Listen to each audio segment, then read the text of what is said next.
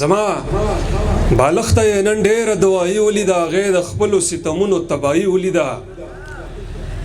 پروازه زړونه رانه ورک دي، یو خبره هم نه یو، مونږ د ښکلو د لاسونو صفایي ولیده.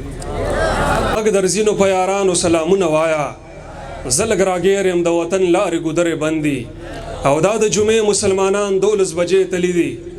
زما اوس ډېر ضروري کار دی او دفتر یې بند دي.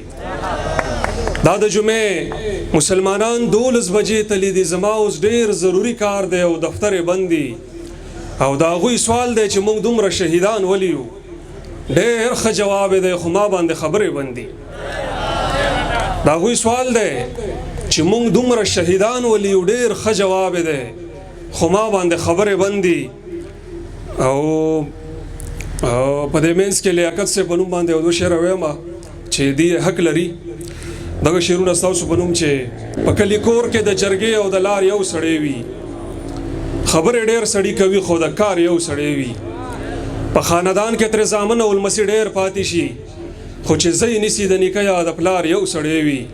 حجره کې 200 کسان وي په یو کلي کې، خو چې ورسره وي د خبرو اختیار یو سړی وي.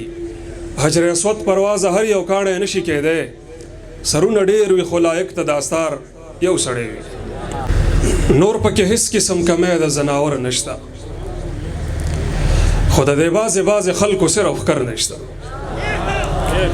نور پکې هیڅ قسم کمی د زناور نشته، خو د دې بعضې خلکو صرف ښکر نشته. د کام ملک وایي خطره د ورونه پورې ساتئ، دی څه خبر دی چې زمونږ په کور کې ور نشته. د کام ملک وایي خطره د ورونه پورې ساتئ، دی څه خبر دی چې زمونږ په کور کې ور نشته. او د ملک لورې زه په داسې مینه څه کومه، ته په ډالرو رضا کېږې او ډالر نشته. د ملک لورې زه په داسې مینه څه کومه، ته په ډالرو رضا کېږې او ډالر نشته. د دې محفل نه دا اندازه ولګېده چې کوم د جنکو شعرونه وي نو هغه په تاسو باندې ښه لګي.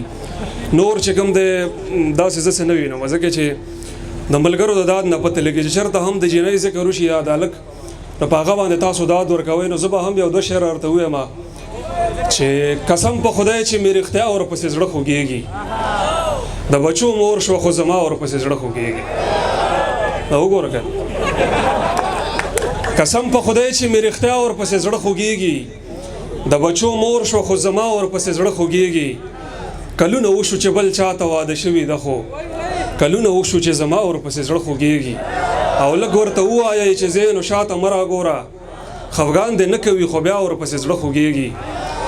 په دې 2 شعرونو اجازت غواړم چې خدایا چې کعبه دې محترمه جوړه کړې ده، خدایا دا دنیا دې څومره سمه جوړه کړې ده، او هغه د ماکه کې چې ماشومه ژوندی پاتې وه، راشئ د هغې نه خلکو ډمه جوړه کړې ده. ډېره زیاته مننه، مهرباني. خفه درنه دا واړه کلی چم دی محترمه، په ګیره او پټکي کې جنت کوم دی محترمه. وطن د چا نه وران دی خدای خبر دی، خدا واوره دا څوک چې پکې ګرم نه دی دا ګرم دی محترمه. وطن د چا نه وران دی خدای خبر دی، خدا واوره دا څوک چې پکې ګرم نه دی دا ګرم دی محترمه.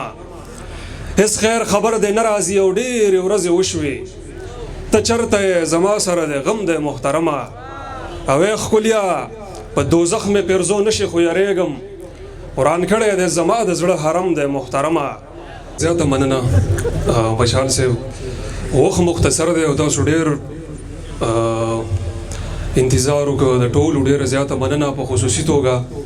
او ډومبی د مشر حاجي صاحب لیاقت صاحب ډېره زیاته مننه چې دومره لوی کوشش یې کړی دی، دومره خلک یې رایوځای کړي دي. لیوال صاحب ته ډېره مبارکي وایم په کتاب باندې، دا ډېر لوی کار دی او الله دې وکړي چې دا بختور شي او دغسې دوام ورکړي.